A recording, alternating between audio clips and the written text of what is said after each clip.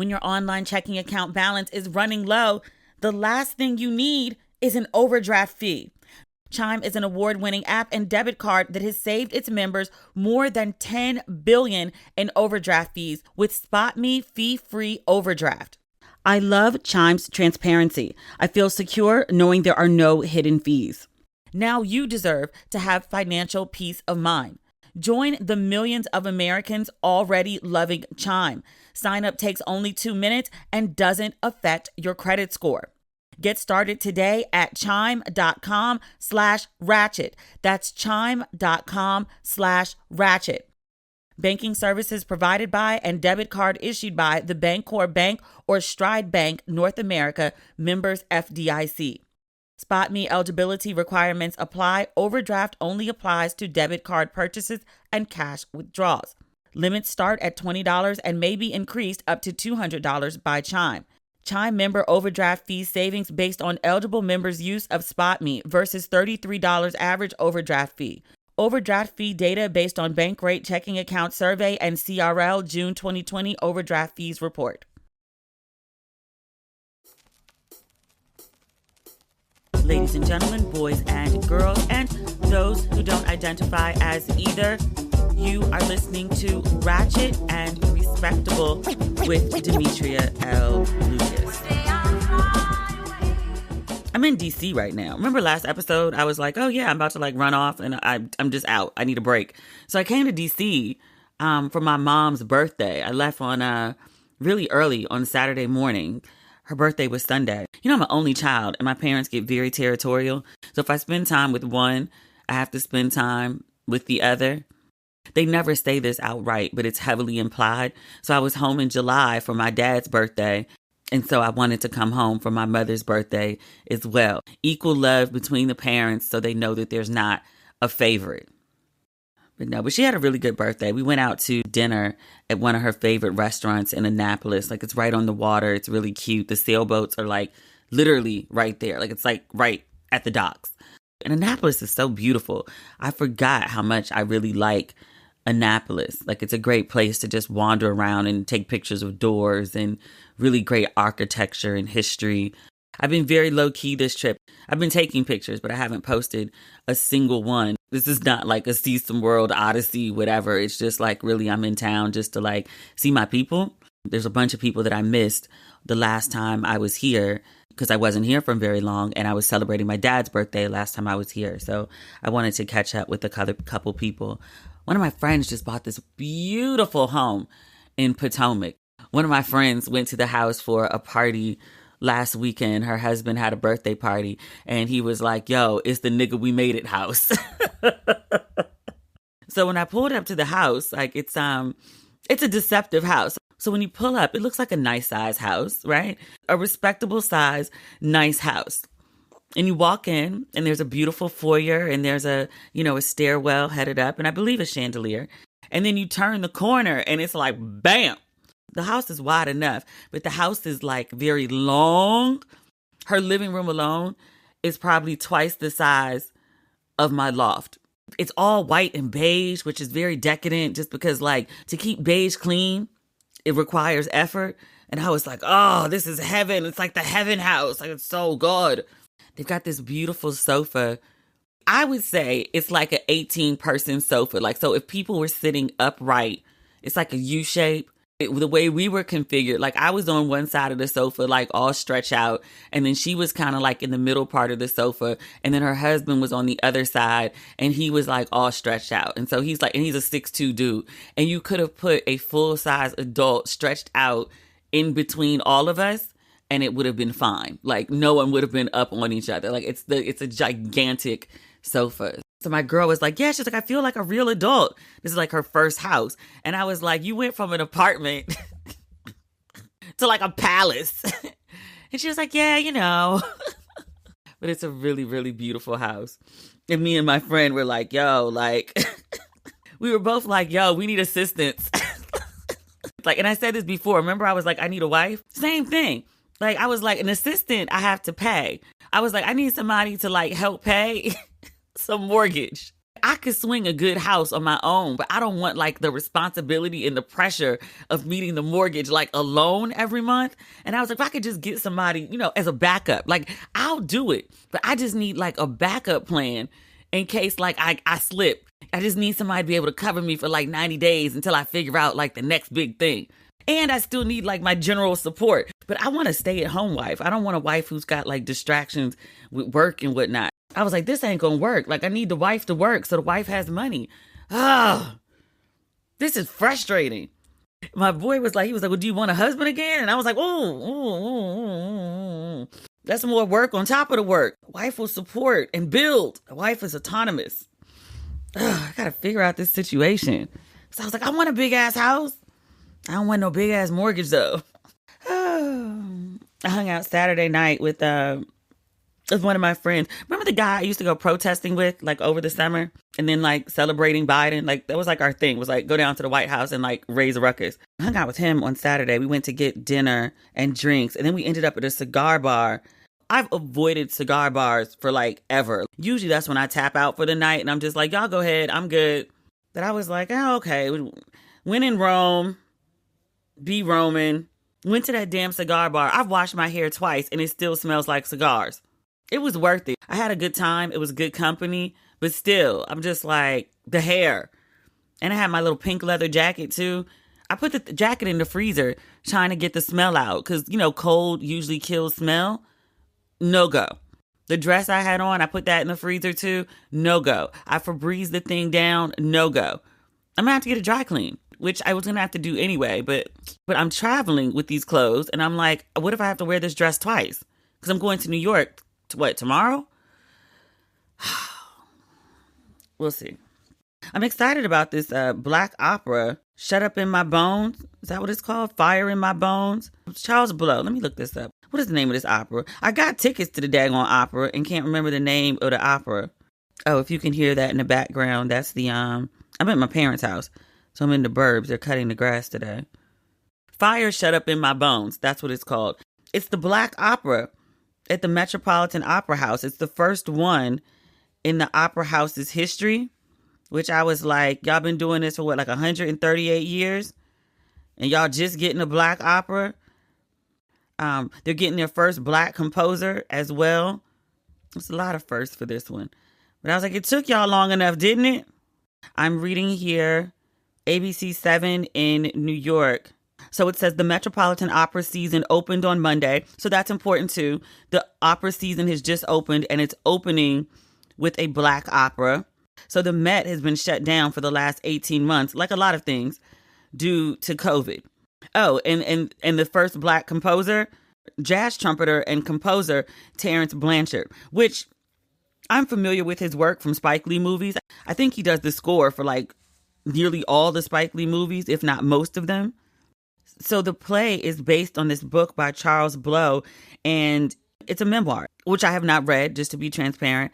It's, I believe, coming of age as a black man in the United States, which can cover a whole gamut of things. But one of the topics that comes up that is oft discussed, because I've been reading a bunch about this opera, he was sexually abused as a child by an older cousin, which is tackled in the performance. And ABC interviewed Blow, who was there for opening night, which was last night, Monday. I'm recording this on Tuesday, 11:45 a.m. Eastern Standard Time. But he says watching it wasn't uncomfortable. And I imagine he's seen several rehearsals, but he said of watching the story of his sexual abuse on stage, he says, quote, "To be honest, it was more uncomfortable watching everybody watching me because they were so unnerved by it. They wondered about my reaction." He said that when he wrote the book, I'd already dealt with all of that. I don't have the residual trauma that a lot of people expect me to have. So, I mean, that's good that he's dealt with his ish, that this opera will not be bringing up things for him. I'm sure it'll bring up other things. I just know writers. Writers are always thinking and processing. So, and of being the first black composer, Blanchard had this to say. He said, which I think was a really smart take. He said, quote, "Of course you're filled with pride, but there's a certain sense of not guilt, but sorrow, because I know I'm not the first who is qualified." This is all very exciting. I cannot wait to see it. I think it's only running for 8 weeks. So if it's something that you're interested in, you need to, You need to get tickets if you're in New York, or get yourself to New York and get tickets sooner than later. What else is going on? Well, I was packing like in the middle of the night. I was so tired.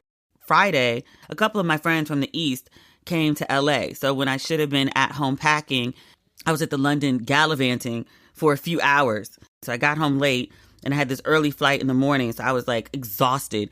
So I put on the latest Fenty fashion show, which I think it just came out, to give me something to pay attention to while I was packing. Does anyone else do this when they pack? Like, I have to try on like all of my clothes.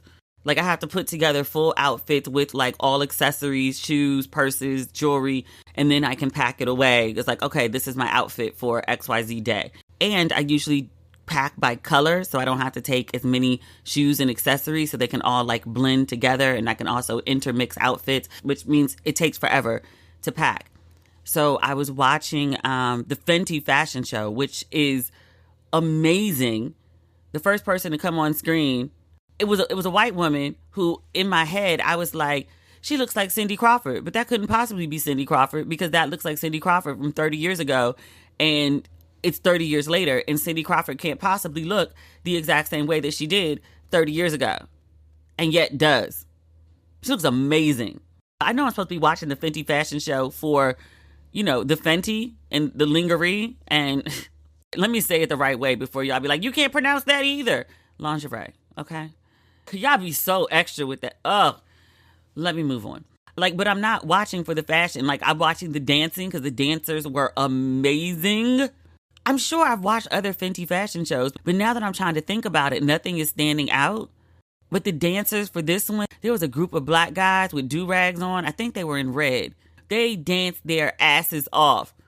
And then Jeremy Pope from Blanca's boyfriend on season 3 of Pose, who I am completely and utterly, terribly obsessed with. He looks like he could be from Tribe Ely.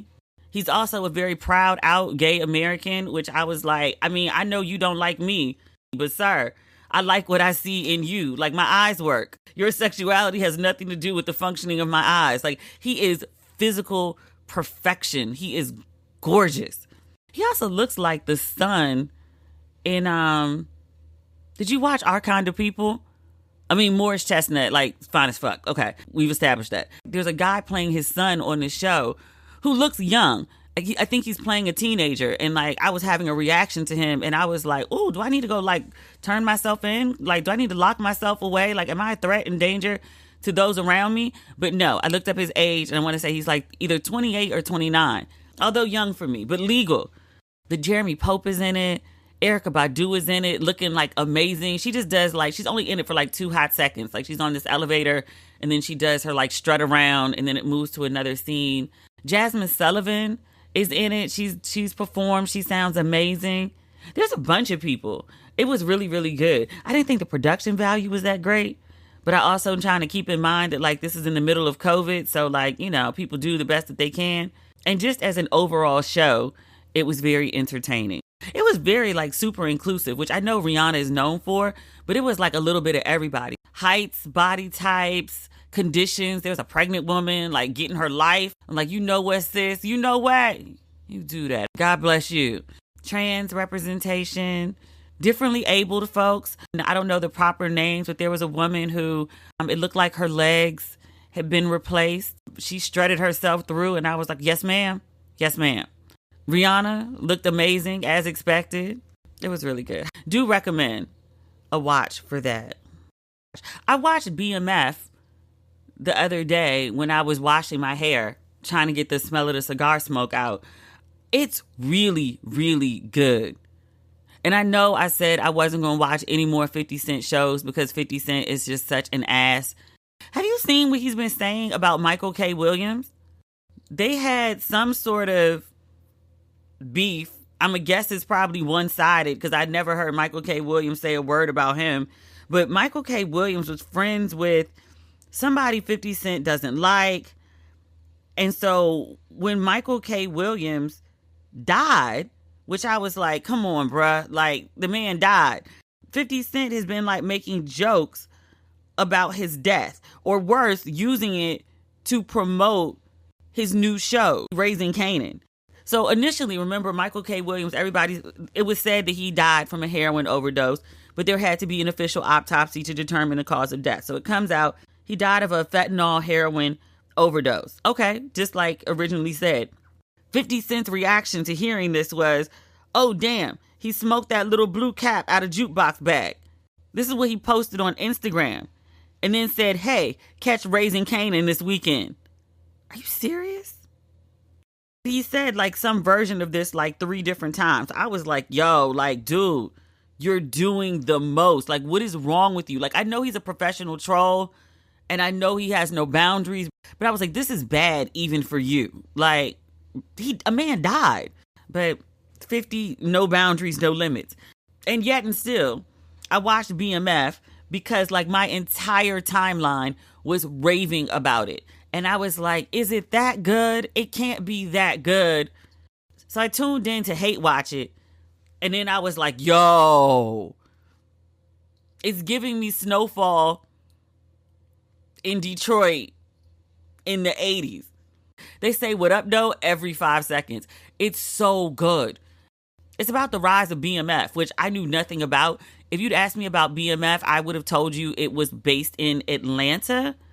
And the only reason I knew it was because when I would go to Atlanta, you'd pull up to Lenox. There'd be all these exotic cars parked outside in valet. And I was with my cousin and I was like, what is this? And she was like, oh, BMF. BMF is at the mall. And I was like, what is BMF? And my cousin was like, oh, it's like a criminal enterprise. I want to say that same day, this is like over 10 years ago, we were driving to the Cheesecake Factory and there was like a billboard for BMF. And I was like, I thought you said they were a criminal enterprise. And she was like, they are. And I was like, with billboards? And she was like, yeah, they do music too. What? You did the music under the same name as the criminal enterprise and put up billboards in the city promoting both the music and the criminal enterprise? BMF. But I didn't know they had like Detroit origins. I only know about, criminal shit from watching TV and reading books. Well, drug shit. But it's really, really, really good. In addition to the directing, which Tasha Smith, loud Tasha Smith, they get the Detroit-isms as I remember them as a kid, right. Like my mom is from Detroit, so I would spend summers there a lot when I was a kid. And we'd go back to Detroit sometimes for the holidays to see my grandparents. And they had a big church. Like they lived on the west side and they had a church on the east side. So you get like a whole swath of Detroit going between those two places. And in that church, it was a whole lot of everybody from a lot of different backgrounds in the church. Some of the things that I remember are like, it seemed like everybody had a fur. Like everybody had a fur. Like it's cold. Everybody gets a fur. It's not even like looked at as a luxury. It's just like, it's cold. You need a fur. So like everybody had a fur. And I noticed that when I was watching BMF. And then they just got like a lot of the 80s that were very, in my mind, specific to Detroit. Like with the glasses and the rat tails. The first time I'd seen an asymmetric with the crimps was in Detroit. Like Detroit is a hair capital to this day. A lot of Black culture, as I remember it as a kid, was like based on things that I saw in Detroit. Whoever did the hair, the wardrobe, give them folks a raise. The script, give them folks a raise. Cause like it's through and through like a really good show. Like I remember with Snowfall, I saw a screening of Snowfall at ABFF right before it came out, and I wasn't that impressed. I was like, Snowfall's a slow build. This one, out the gate, is really, really good. Highly recommend. I mean, be like, fuck 50 Cent, and then watch it, and then afterward be like, fuck 50 Cent, but goddamn, this is a good show. Highly, highly, highly recommend. That's it for my TV. I've been out gallivanting the rest of the time. I told y'all half of my gallivanting. The rest of it is my business. Although somebody wrote to me the other day and was like asking me something. And I was like, I'm really not comfortable sharing that. She was like, you're a celebrity. You don't get privacy. Like, people have really interesting notions of who I am and what my boundaries are. And I don't think it's just me. I think people just wilding lately in a way that like I haven't seen or experienced in any other facet of my career, and I don't know where it's coming from. I do know Mercury is currently in retrograde. I just posted something on my Instagram today that was like, people come to me and like try to argue, and I'll really just be like, okay, you got it. With this newfound thing, we're going to like test your boundaries, like just for kicks. I told y'all before, I will curse you out and feel great about it. Screenshot it and share it. I want people to know I did it. And I'll block you. I've said this before. People are not listening. I asked you before. I'm telling you this time. Feel free to not like anything that I do. Feel free to post it and share it on your own page. This new desire to bring it to me for my attention, I don't care. I literally do the best that I can in the work that I put forth. I'm giving you my best. If it's not good enough, that's unfortunate for you. I've done my part. You can like it or not. Express how you feel about it in your own personal space. Stop bringing it to me. I will curse you out and then block you. That's all. What else is going on? When your online checking account balance is running low, the last thing you need is an overdraft fee. In 2019, traditional banks took $11 billion in overdraft fees. Chime does things differently. Chime is an award-winning app and debit card that has saved its members more than $10 billion in overdraft fees with SpotMe fee-free overdraft. Eligible members can overdraft up to $200 on debit card purchases and cash withdrawals with absolutely no fees. I love Chime's transparency. I feel secure knowing there are no hidden fees. Now you deserve to have financial peace of mind. Join the millions of Americans already loving Chime. Sign up takes only 2 minutes and doesn't affect your credit score. Get started today at chime.com/ratchet. That's chime.com/ratchet. Banking services provided by and debit card issued by the Bancorp Bank or Stride Bank North America, members FDIC. SpotMe eligibility requirements apply. Overdraft only applies to debit card purchases and cash withdrawals. Limits start at $20 and may be increased up to $200 by Chime. Chime member overdraft fee savings based on eligible members' use of SpotMe versus $33 average overdraft fee. Overdraft fee data based on Bankrate checking account survey and CRL June 2020 overdraft fees report. CBD can do so much to support wellness, like manage pain and inflammation. But not all CBD is created equal. So many companies lack transparency, not to mention some products just aren't enjoyable to use. That's why I recommend Onyx and Rose, the premium CBD company that I can trust, and it's the highlight of my daily routine.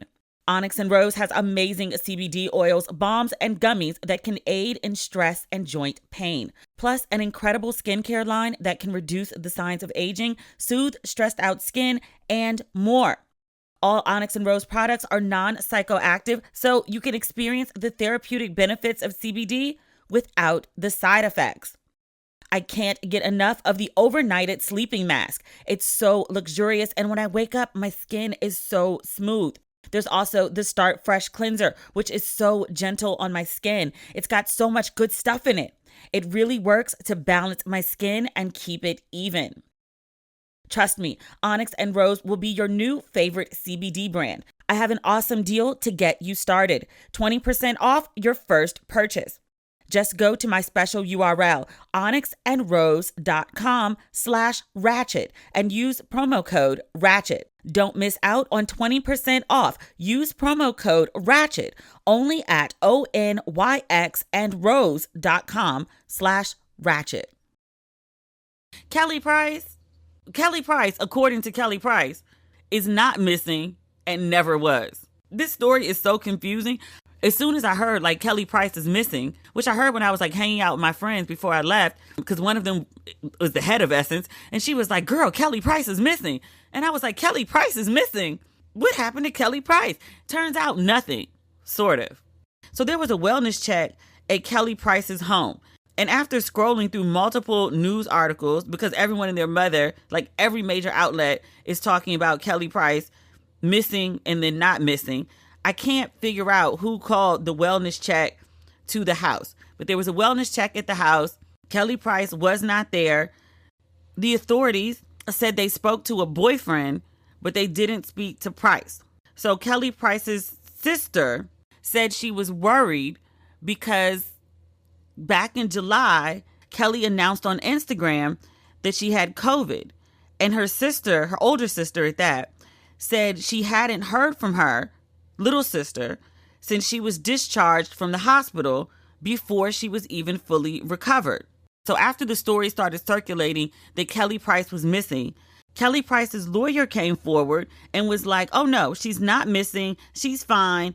Don't worry about it. She's good. And her sister was like, nah, I need to hear from and see my sister. Like, if she's okay enough to speak to you and say she's fine, she's okay enough to speak to me and her children, who she's also not spoken to, and tell them she's fine too. I need to talk to or see my sister. The sister went on Barry Reed Live. He's like kind of like I wouldn't say the shade room, kind of like a YBF for the gospel circuit. If you want some gospel tea, that's the go-to. So the sister said, until we physically see my sister, we don't know anything. She said, I'm just asking people, please pray, okay? She did a separate interview. She said, the last time my niece and nephew, Kelly's children, saw her, their mother, was on August 13th. My sister's children are young. I know that they're confused, and I know that they're upset, and I know that they're scared. I'm feeling the same way. Just please, Kelly, if you're okay, please show up. Go to the cops. Do something, but we have to see you physically. Kelly called Mia X, and she told everyone, I talked to Kelly. Kelly's fine. Kelly still had not called her sister.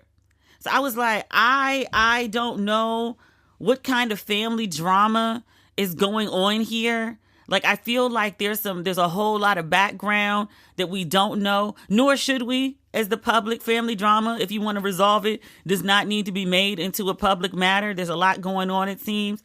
It seems like there's some unresolved family drama that has resulted in Kelly being missing, quote and unquote. I do know that when Kelly popped up and spoke to TMZ, who did break the story, and I'm reading this on Vulture because reading TMZ, the way TMZ writes, like, makes my head hurt sometimes. She did speak to TMZ, and she said that she was recovering from COVID, which we just talked about. She says that at one point she was hospitalized and she was medically dead. She said she was discharged from the hospital receiving care at home for weeks, but she couldn't rest because fans kept coming to her house, ringing the doorbell and leaving items. So she moved to an undisclosed location. But she did say, I was never missing, and it's really disappointing that things have come to this. She added, quote, I am facing a very uphill battle right now. I suffered a lot of internal damage, and so I have a lot of rehabbing to do before I am able to be what I like to call concert ready again. I'm just happy Kelly Price is alive and well, or on her way to well, that she is recovering. I hope she makes a speedy recovery and is in good health sooner than later.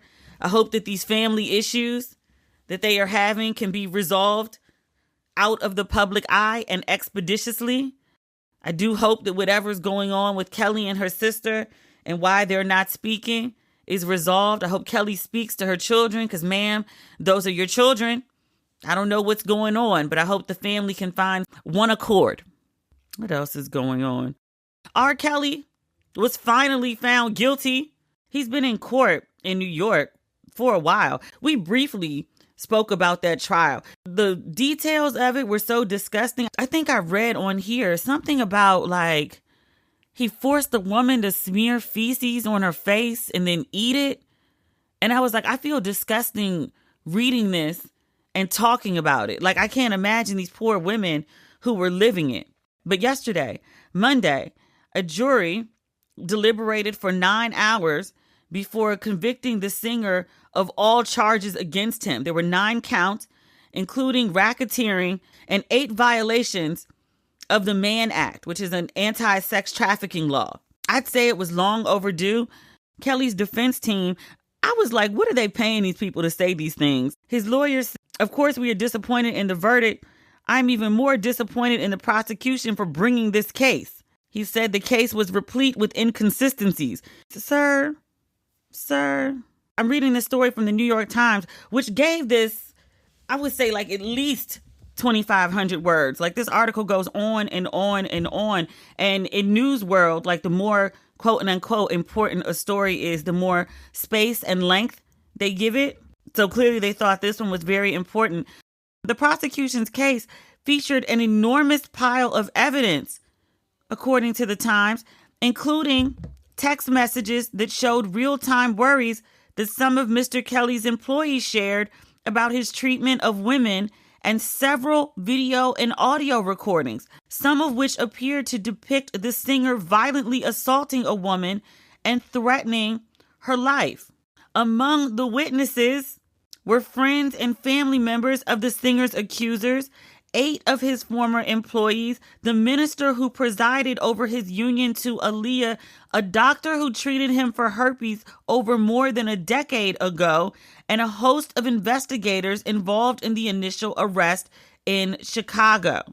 One of Kelly's tour managers, he confirmed a long-rumored tale that Kelly had bribed a government employee to get a fake identification for Aaliyah so the wedding could go forward, because Mr. Kelly feared that she was pregnant and he could be prosecuted for statutory rape. Another woman, Stephanie, she told jurors the singer began sexually abusing her when she was 17 after he told her he liked, quote, young girls, and that he did not understand why society viewed that as a problem.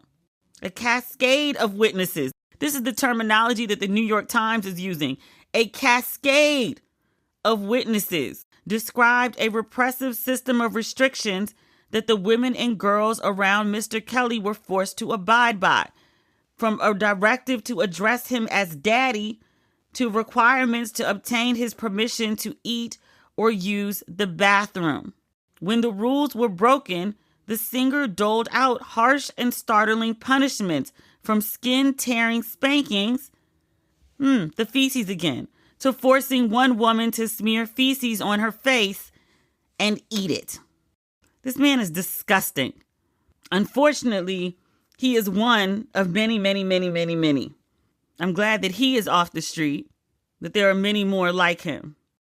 So now we wait for the sentencing.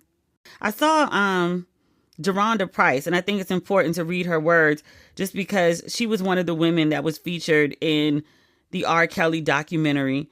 And I think she broke her NDA to write a book about what R. Kelly had done to her. And she also testified at this trial. And she posted on Instagram, "Today, my voice was heard." And then the caption was, "Today, the jury found R. Kelly guilty. For years, I was trolled for speaking out about the abuse that I suffered at the hands of that predator. People called me a liar and said I had no proof. Some even said I was speaking out for money. Speaking out about abuse is not easy, especially when your abuser is high profile. However, all caps, I did it. Me speaking out caused a domino effect, and so many people came forward. There are still some people that haven't come forward. I'm so grateful to be a voice for those who didn't have the courage. I'm thankful to stand with those who were brave enough to speak up. I'm happy to finally close this chapter of my life. I testified and the jury found him guilty. No matter what you think of me or how you feel about things, today, all caps, I made history. I want to see you be brave." I love that message from her. I also want to read one more. Tarana Burke, founder of Me Too, she also had some thoughts, and she centered the victims in her statement, which I thought was really important. She posted pictures of herself standing with them. She wrote on Instagram, it's kind of long, I'm not going to read the whole thing.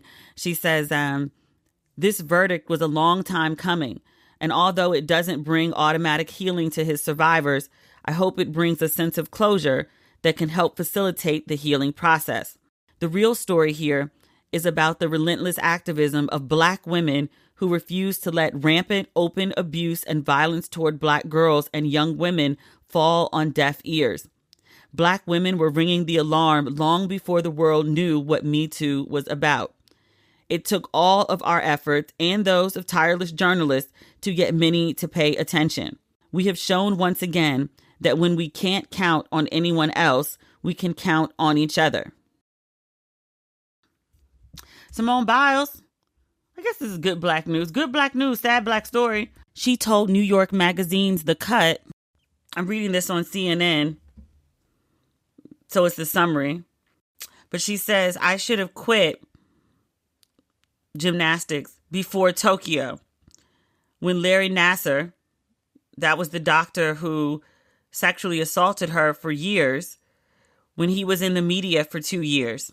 It was too much, but I was not going to let him take something I've worked for since I was 6 years old. I wasn't going to let him take that joy away from me. So I pushed past that for as long as my mind and body would let me. She also talked about why she pulled out of the Olympics. She had an injury. It wasn't visible to everyone, but an injury nonetheless. And she was dealing with a lot. Like, the guy who raped her for years being all over the news and everyone discussing him. Like, it's kind of re-traumatizing. Speaking of re-traumatizing, last week, actually, and the week before, we talked about Nicki Minaj and her husband and Jennifer, the woman that her husband raped and went to jail for raping when they were both 16. I talked about Jennifer's story. I talked about Nicki Minaj. I talked about, the self-esteem you got to have to date someone who's a registered sex offender, which you would be surprised at the number of people who wrote into me and was like, there's so many reasons that people could be a sex offender. And just because, someone is registered on the sex offender list doesn't mean that they actually raped someone. And so you shouldn't make blanket statements like that. And it was like, you know what? I repeat, I am surprised at the number of people that will justify dating a man who is on the sex offender registry. No matter the reason he's there, he is. And a ton of women justify it. It's not just Nicki Minaj. So many people wrote into me, you don't understand. There's a lot of reasons people could be on the sex offender list, Demetria. Sure. Okay. That doesn't mean you have to date them. But another woman wrote in and she was like, you talked about Nicki Minaj and you talked about her husband and you talked about this woman. But she was like, never once did I hear you say that what Nicki Minaj and her husband are doing to this woman is wrong. And I was like, that wasn't heavily implied. I thought it was a given that it was wrong. I didn't realize it needed to be blatantly stated. You should not harass the woman that your husband raped. That's bad. Mercury got to get out of retrograde because people are like, that's not the point. The point is, Simone Biles spoke up about what happened at the Olympics and she was describing her inability to compete. And so I'd heard it called the twisties and I'd heard it described as losing your muscle memory and your mind and your body are not connecting in the right way. Essentially, you can't control your body. So she gave a really great example that I think it would really bring it home for a lot of people. She said, quote, say up until you're 30 years old, you have complete eyesight. One morning you wake up, you can't see shit, but people tell you to go on and do your daily job as if you still have your eyesight. You'd be lost, wouldn't you? That's the only thing I can relate it to.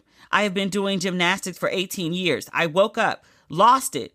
How am I supposed to go on with my day? She had a lot to deal with. I'm sure that was as much a physical ailment that she was dealing with. And she said as much as mental.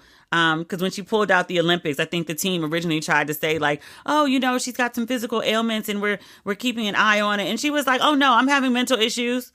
And she said in this article again, to bring the topic of mental health, I think it should be talked about a lot more, especially with athletes, because I know some of us are going through the same things and we're always told to push through it.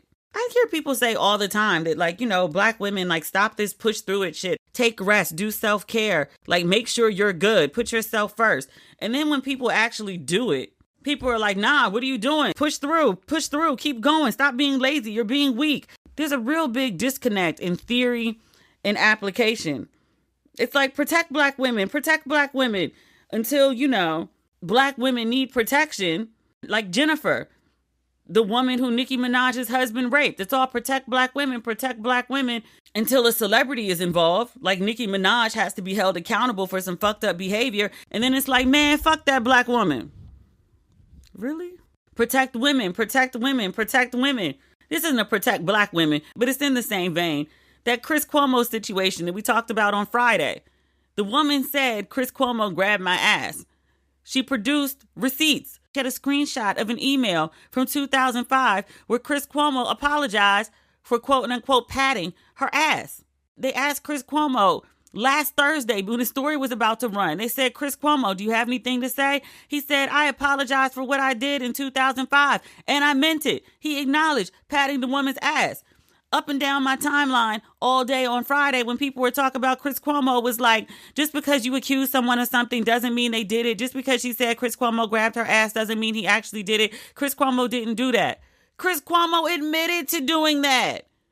What are we debating? If Chris Cuomo actually did that, ain't no if. He did that shit. People are all protect black women, believe women, trust women until it's inconvenient to do so. Until you got to take a second look at your fave, Nicki Minaj, and be like, oh, is she doing some fucked up shit? No, I don't want to reckon with that. I'd rather just blame the victim.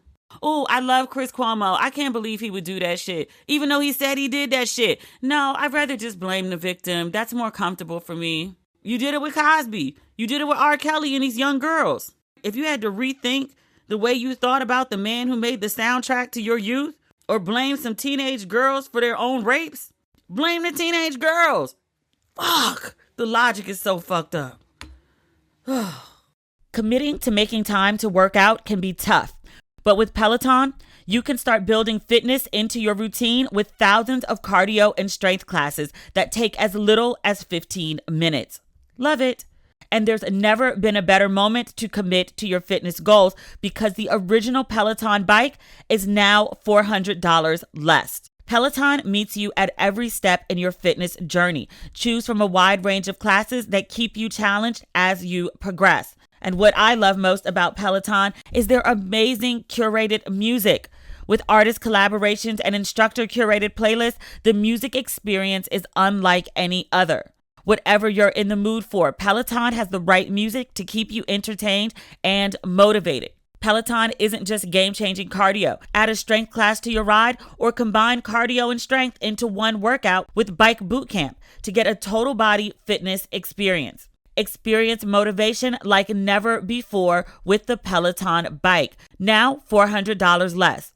Go to onepeloton.com to learn more. That's ONEPELOTON.com. The holidays are coming up, and if you're selling anything online, it's time to prepare for the busiest time of the year. Between growing your business, managing inventory, and juggling orders, you've got a lot going on this holiday season. Make shipping the easiest part of your day with ShipStation.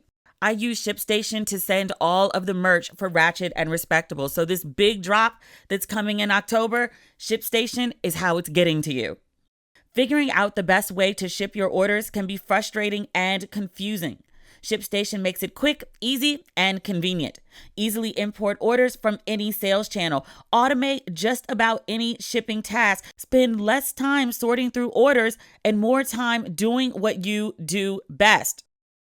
ShipStation integrates all selling channels into one simple dashboard so you can seamlessly connect carriers, print shipping labels, and get products out the door fast.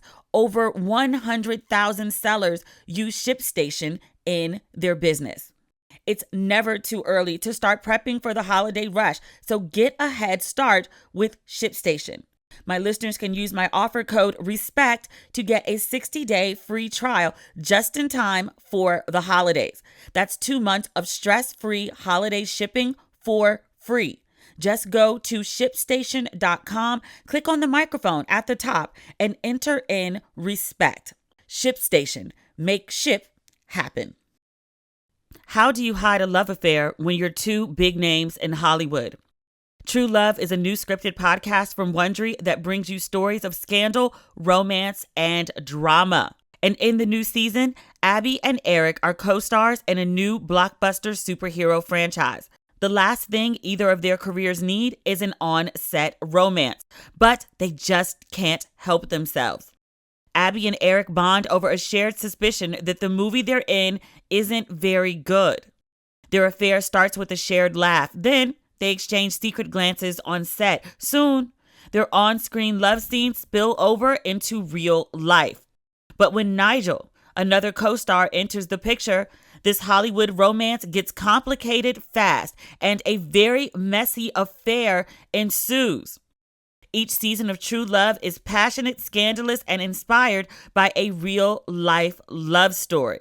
I've been listening to this show. I'm trying to figure out who this story is based on. I want you all to give True Love a listen and let me know who you think they're talking about.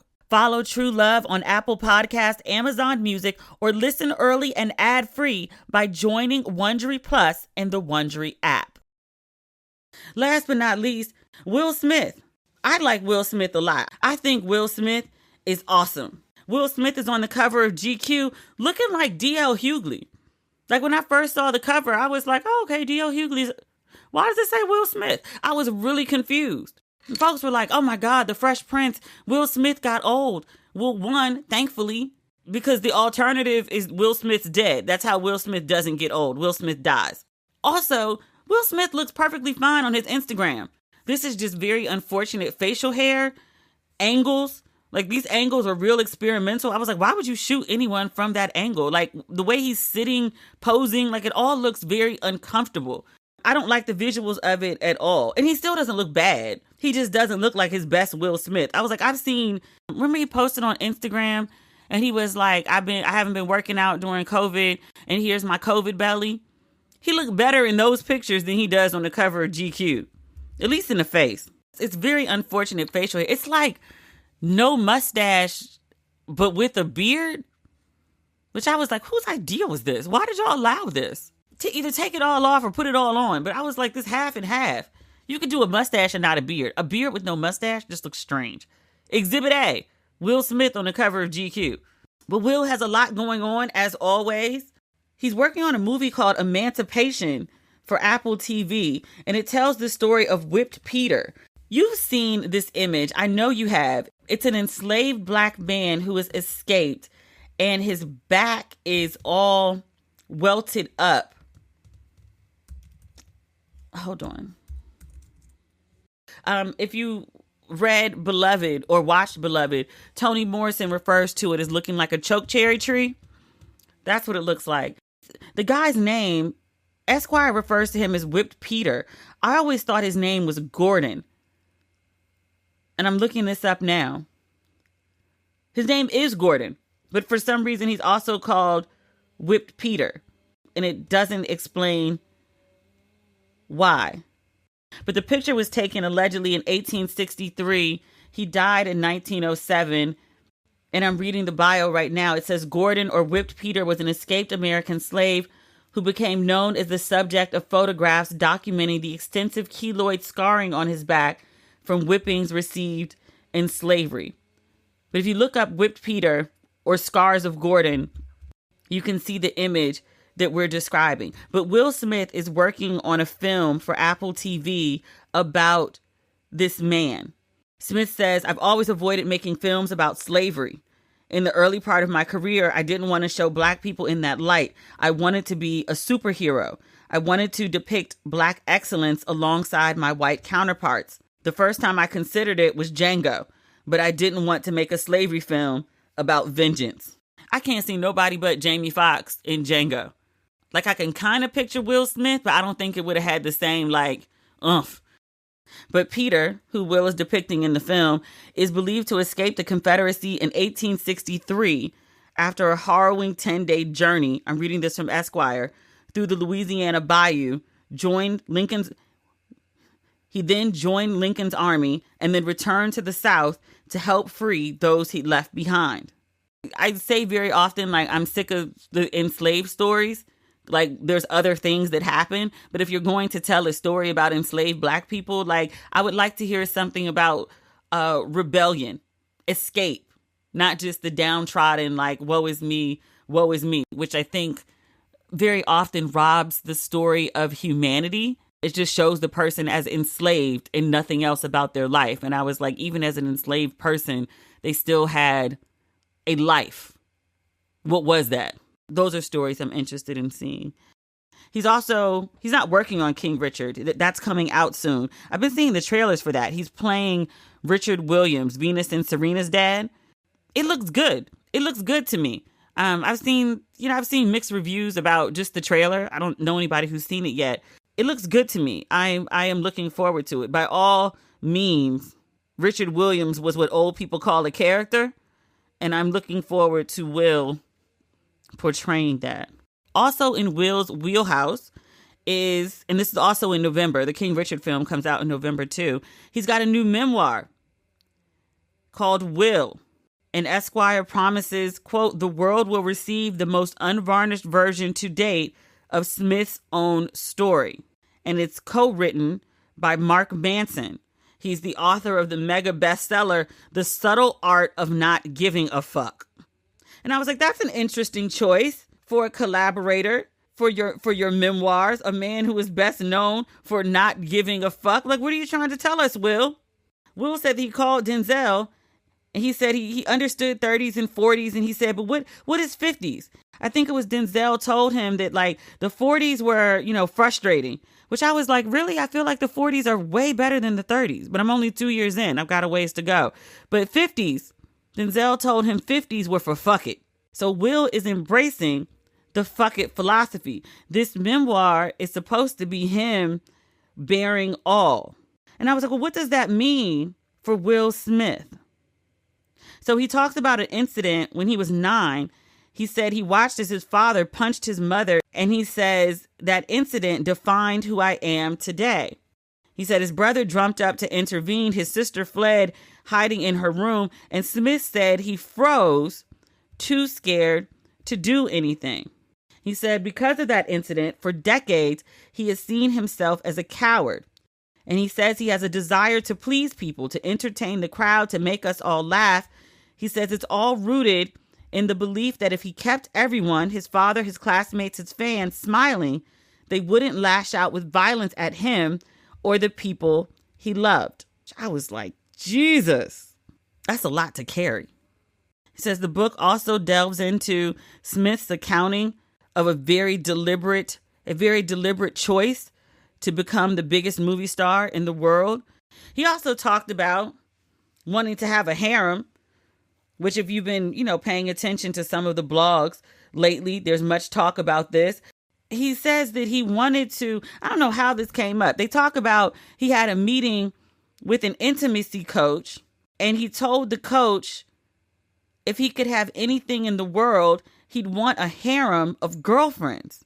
And the coach asked, well, who? And so Smith is in GQ telling them with names who he wanted in his harem. One of them being Misty Copeland, the ballerina.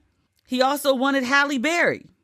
And he said for the rest of the session, he and his intimacy coach sat around talking about what other women could round out his aspirational harem. And then they also had a plan to contact the women. Will said he loved the idea of traveling with 20 women that he loved and took care of. He said it seemed like a really good idea. And he said, and then him and the coach, they played around with the idea for a while. And he was like, actually, that would be horrific. It would be horrific. Can you imagine how miserable I'd be?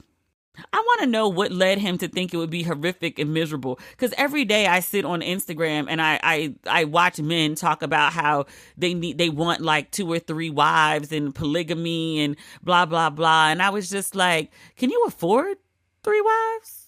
This idea that you have 3 wives, like you understand you're expected to care for these 3 wives. Can you even afford like a 3-bedroom, 4-bedroom home minimum? For the wives? Are you going to have these women all sleep in the same room? Do they at least get separate rooms? Because honestly, if you're doing polygamy the right way, they're supposed to have separate homes. But like, so for all of the women and then the kids that will come from all of the women, because part of the draw of this idea is that you're having sex with all of these women. So I do expect that you would have kids with all of these women. So like, we're talking really more like 6 or 7 bedrooms. Or you're going to have the kids all like bunked up in one room. Play this out in your head, sir. Like, you can barely afford yourselves. You might be able to pull off 1 wife, but like 3 wives and like it just say minimum 3 kids. Like, can you really afford that? Can you really afford to take care of 6 other people? That's a lot. Or is it like you want to be king of this castle, but you want the queens to work to contribute to it? I don't think that's really how like castle running goes. But I just always wonder how like these things like play out in people's heads. Apparently Will played it out and it didn't work. I would have loved if he like showed his work here, how he got from like, wow, this would be amazing to have a harem, to be like, oh my God, no, this is horrific. I'd be miserable. And he can afford to take care of 7 people. He says that his intimacy coach, what she was essentially doing was, quote, cleaning out my mind, letting me know it was okay to be me and be who I was. It was okay to think Hallie is fine. It doesn't make me a bad person that I'm married and I think Hallie is beautiful. Whereas in my mind, in my Christian upbringing, even my thoughts were sins. That was really the process that Michaela worked me through to let me realize that my thoughts were not sins, and even acting on an impure thought didn't make me a piece of shit. I wish that part of the conversation was included in the very salacious bits of it that are running on the blogs about like, oh, Will Smith wanted a harem, Mitzi Copeland, Halle Berry. Like it was part of an exercise to help him get clear. And he thought he wanted all these women only to realize he would be miserable. Will goes on to say that he and Jada never had a conventional marriage, which, we've been new. And he says that for a large part of our relationship, monogamy was what we chose. He adds, we have given each other trust and freedom with the belief that everybody has to find their own way. And marriage for us can't be a prison. And I don't suggest our road for anybody. But the experiences, that the freedoms that we've given one another and the unconditional support, to me, is the highest definition of love. I was like, is that a long-winded way of saying y'all got an open relationship? Like at this point, we kind of know that. I'm just trying to figure out like why you're like walking around it. Just like walk through it. Like we walked through it with you when y'all got on the Red Table Talk and talked about Jada and the young boy. Og, y'all's kid's friend. Who was legal. Barely legal. I feel bad looking at anybody under 31. I told you even the boy from what's the show? Our Kind of People. I had to go look it up and be like, I need to turn myself in. I didn't. Thankfully, I'll be here to podcast another day. But all of this information is coming out in Will's book. He's just pre-sharing it with GQ. And the writer of the piece has read the book, so had lots of questions. He did also say, which I thought was important, he cleaned up Jada, which was good of him to do. I wish he'd done it at the time. But he kind of left Jada out there with the August Alsina thing. Everyone thinks of Will Smith as like this really good guy, great husband, great father, all around great man. And so with Jada cheating on him and then Will publicly forgiving her, there was so much backlash for Jada and was like, I can't believe you did that to Will Smith. You're a horrible, awful, terrible human being. How did you? How could you? How awful of you? And Jada took a lot of hits. But in this article, Will pretty much says that he's done the same thing, that he has also had entanglements. He doesn't use those words. He says, quote, the public has a narrative that is impenetrable. Once the public decides something, it's difficult to impossible to dislodge the pictures and ideas and perceptions. This is GQ editorializing. Quote, because the impetus for Red Table Talk was August Alsina's disclosures, a viewer could have walked away thinking that Jada was the only one engaging in other sexual relationships, when that was not, Smith delicately explained to me, in fact, the case.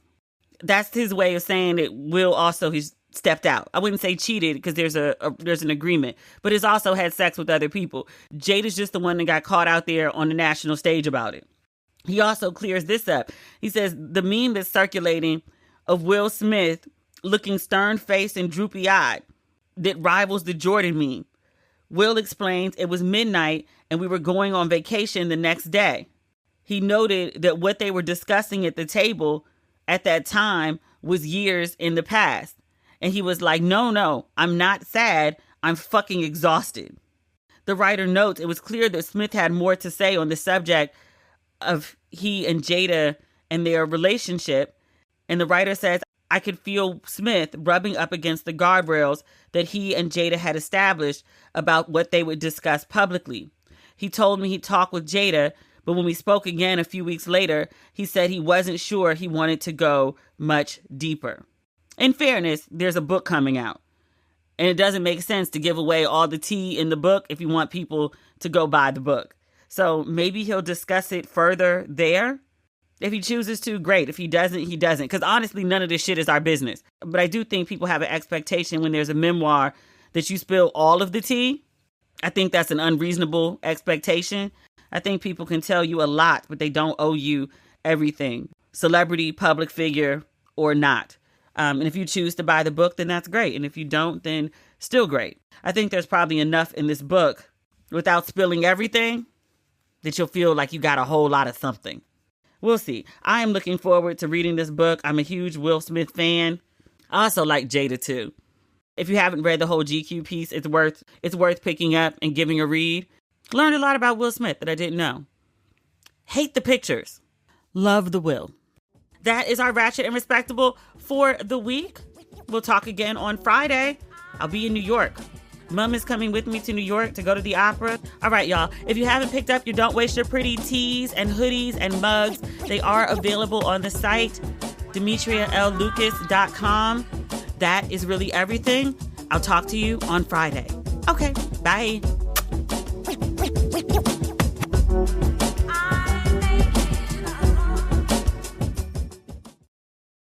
Take me away. They say that love conquers all. That love is blind. Hell no. Real love is messy and complicated. And sometimes it can totally destroy you. From Wondery, the makers of Blood Ties and Even the Rich, comes a new scripted series, True Love. I'm Amber Rashawn Williams. And I'm Justin Walker White.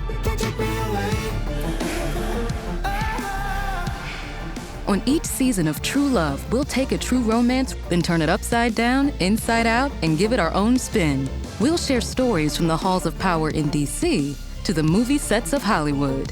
True Love is available now on Apple Podcasts, Amazon Music, or wherever you can listen. You can listen early and ad-free by subscribing to Wondery Plus in Apple Podcasts or the Wondery app.